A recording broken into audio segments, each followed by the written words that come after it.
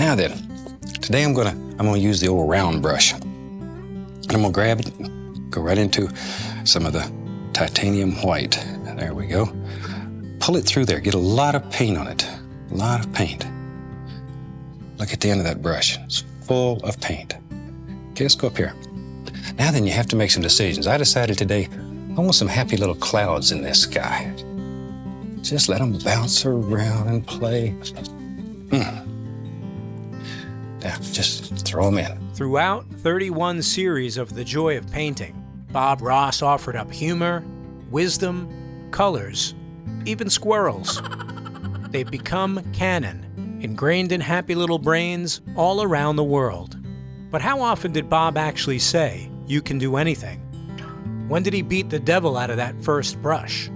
And how is what he said related to the paintings he made? Before the AI prompts created cheat codes for us all, a man living in Chile made it his mission to parse all this Bob Ross data and made an interactive tool that all Bob superfans and podcast hosts should find fascinating.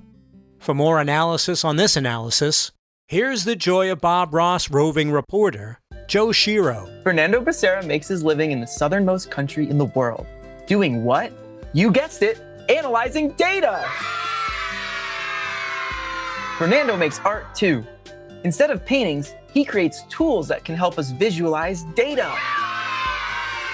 Fernando lives real far down on your globe, thousands of miles from here, in a place called Chile. Southern tip of Chile in Patagonia. Because that's exactly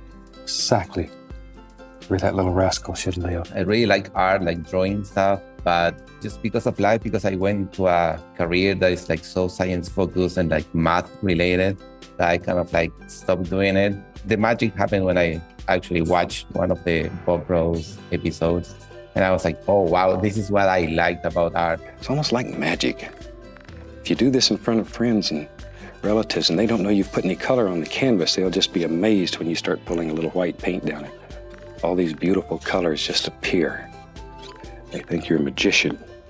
Don't tell them any different. That's our secret. And you know what's crazy? Fernando hadn't even heard of Bob Ross until 2019. I was with my girlfriend at the time, now my wife. We were just like on Netflix trying to find a show to watch. And I saw the cover of the TV show saying like The Joy of Painting by Bob Ross. And I was like, oh, I heard about this guy. And she was like, wait, what? You don't know who Bob Ross is? And I was like, no. And she's like, okay, I'm not going to tell you who he is, but we're going to have to watch this. Hey, welcome back. Certainly glad you could join us today because this is the last show of the 19th series. So I'm glad you're with us for this fantastic show. I thought today we'd just do a beautiful little mountain scene and sort of see what happens and just enjoy ourselves. It makes you feel very happy, relaxed, and I think most importantly, he kind of like makes you believe in yourself. You don't have to go to school half your life to paint like this. You can do it. All you got to do is practice a little and just believe in yourself. I know you can do it. If I know, you certainly do. It's not just painting, it's like a life philosophy. Since then, I've been a big fan, and that obviously led to that study.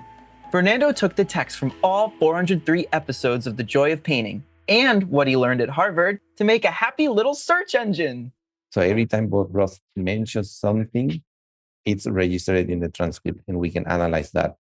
So when he says about cabins or like snow or like a little rascal, for example, all of those things are there. And here are some fun facts. Bob mentioned at least one happy little tree each season from the very beginning of the show in 1983. In season 2, he first convinced us that we could do anything. He made us make our first big decision in season 3. And big decisions we'll make later. We took our first trip to Agony City in season 10, and we took our first bravery test in season 12. Fernando also analyzed all the paintings. Do you like seascapes? Search palm trees, waves, and beaches. In our world, I think it's going to be maybe right there, crash over, come back this way, helps to make little sounds like you're at the ocean. How about colors? Or what about bridges, or waterfalls, or barns? Snow, mountains without snow. Yes! You can search pretty much anything. So whether you're picking up that brush for the very first time and you don't know where to start, or you're inspired to paint something specific, just type in colors, elements, then find your favorite canvas and paint along. And you too can enjoy the joy of parsing. Because every painting in the world is going to be different. There are no two paintings that'll ever be alike. So look at your painting and you pick out little things like this and follow them, go with them. Let the canvas work. My gosh, that's fun. That's when you really experience the joy. I'm Joe Shiro. Happy podcasting and God bless, my friends. You know, it's really fantastic to me. When we finish this series, I think there'll be 312 Joy of Painting shows. It's unreal. Literally breaks every record in television history for an art show. I think what I'm going to do, I've been talking a little bit here. Maybe what I'm going to do is pick out some shows that are my favorite. The paintings are my favorite paintings. And I think we're going to put them together in a series we're going to call The Best of the Joy of Painting. And let you see what my favorites are. The Joy of Bob Ross is about the fans. We've studied some of your favorite Bob TV episodes, his quotations, and of course, his paintings. We've even shared some of our own faves. But what about Bob's favorite things? We'll call it The Best of the Joy of Painting. How's that? I think it'll be fun. I'd like to see some of the old shows myself. We could spend the rest of the episode lamenting over not being able to ask Bob ourselves.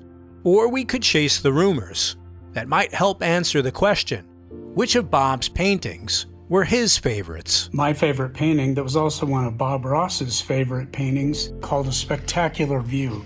He used a 2-inch brush to do clouds in the sky, which is unusual. And then I was really amazed at how he put in the main mountain range. He blocked it all in one pass with the knife, but then separated these mountain ranges by just highlighting the center and main mountain in the middle of the painting.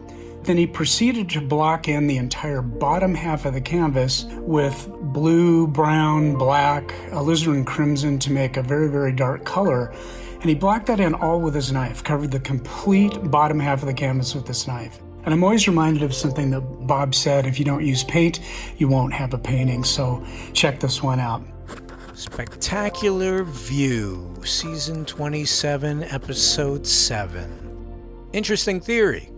Anyone else? So I'm looking at painting 1407 Windy Waves, and I think it's his favorite because it has a very highwayman sort of influence, and I'm sure Bob was aware of the highwaymen and probably knew about them as he was growing up in Florida. And it feels to me like this is a painting that Bob was very much reconnecting with his Florida roots. It's almost like an homage to Florida and all the things that he loved about it. Windy Waves, 14-7. One more. I think Spectacular Waterfall, Episode 7 of Season 17 might have been Bob's favorite episode for a couple of reasons. Bob loved experimenting with his wet-on-wet technique, and he must have enjoyed showing the viewers nearly all of them in this painting. He had the black gesso forming the shadows of the trees and cliffs, making all the beautiful misty effects in the sky. Bob always said he loved painting water, and having this huge cascading waterfall in the foreground really stands out, with plenty of foam and splash too. Another 7. I think we might be onto something. But to confirm, we're gonna have to make a stop at the nexus of the Bob Ross universe. Can I help you, sir? Hey, is this the Bob Ross Company? What's the password? Peapod? This way, sir. There is literally not a human on the planet that does not know who Bob Ross is. He wanted to be a household name, and we've done it. That's what I think every artist craves and needs, is for people to accept his work. And through television, you have done that. This has become the most popular art show in the history of television. And it's your fault. Maybe someday there'll be a podcast about this guy. Bob did do more. After he left the studio, he would film his paintings, and then he would go home, and there would be a lot more that he did. The instructional book is what he would work on next. You can take the books that we have that go with this series and like take a tree out of one painting and maybe a lake out of another one or a building, and put them together and make all kinds of new compositions. He really had those instructional books as a way to further communicate to people that really wanted more of Bob than just TV. And there are, little Easter eggs in those books. He would take his paintings home that he had painted at the studio, stacked them all up. They were still wet. And that's why the Bob Ross canvas has that little wooden lip on the back of it so that you can stack wet paintings. Bob knew that people that were painting like Bob Ross were painting a lot, because if you do it in an hour or 30 minutes, you have a lot more paintings than a traditional artist has one painting that he's toting around for 2 or 3 years, right? I've watched him pack and unpack his little motorhome, and it was a little Mitsubishi, small, but he could get everything in there. And he would take all 13 paintings home, and the first thing he would do is figure out what order they should go in. He would line them up in the way he wanted them to be presented on TV and also in the book. They would match. First painting, second painting, third painting, the same as you would watch him on TV. That was like his job, and he was very serious about it. And what Bob would do, he would always put his favorite painting as the 7th painting. And one of the rules of art is that you should always have odd numbers, 3, 5, 7, etc. Of course, that's a man-made rule. Nature hasn't learned that yet. Lucky number 7. So Bob's a superstitious fella, is he? Back in the day when there were the old-fashioned printers, press machines, a book would be stapled where the middle page of a book, if you were to set it down, the pages would kind of flop open by gravity. It would open up to number 7. And he felt like if people saw that painting when they were standing in an art store trying to decide whether to buy it or not, it would naturally, by gravity, it would open to the 7th painting, and he wanted his favorite painting to be what they saw first. He just had a thing about that. He was probably right, because he was right about everything. There's no right, there's no wrong. All you do is drop them in. And even here, you begin making out, see, there's all kind of little things happening. Don't cover them, leave them in there. They become your friend.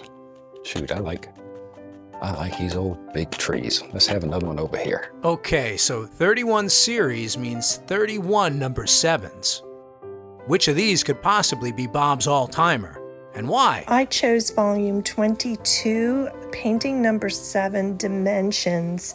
He used tape in this one, and he did a double layer of tape, which made that middle ground stand out so much, but also while setting everything back into the painting with his use of evergreen trees on the side. Plus, on the left-hand side, he actually had branches of a tree coming across the tape, which just settled everything in beautifully. I think overall this is one of my favorite paintings, and I know it was one of Bob's favorites. First of all, I never knew Bob put his favorite painting in the number 7 spot on his how-to books.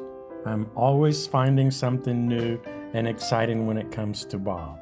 I'm choosing season 25, episode 7. I've always liked Bob's gnarly trees, specifically the dead ones, and this one's a beauty. Bob has always said they have more character, that every branch and broken limb tells a story, and they look more interesting than those perfectly shaped trees. And even though the tree is dead in Bob's painting, it becomes alive again. I like that. All right. Shoot, we're coming right along here. Let's have some fun. You know me. I like trees. Let's make a tree. I will take you to book number 26. The 7th painting is titled Snow Birch. And anybody who knows Bob Ross even a little bit knows that this painting is extraordinarily popular very unique, and I can totally see why Bob would put it in number 7. Series 26, I would say that is around the time that he rolled out his brand of black gesso and started using it in his technique. So he wanted to show black gesso and what it could do, and he liked to sort of surprise people with a painting that was not your standard Bob Ross landscape. I just want to show you how this painting was done, because it's so different than anything we've done before, and it's so wonderful. It's worth taking the time to show you. Book number 20, number 7, Autumn Fantasy. That painting, I'm telling you, we get more phone calls about that painting. We almost always know when it's showing on the Create channel. The brown in the sky, that whole painting is just, I totally get why he would put that in the number 7 spot. And people just love that painting, love.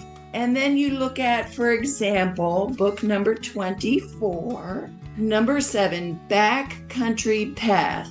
Again, he liked paintings that were not your standard Bob Ross fare.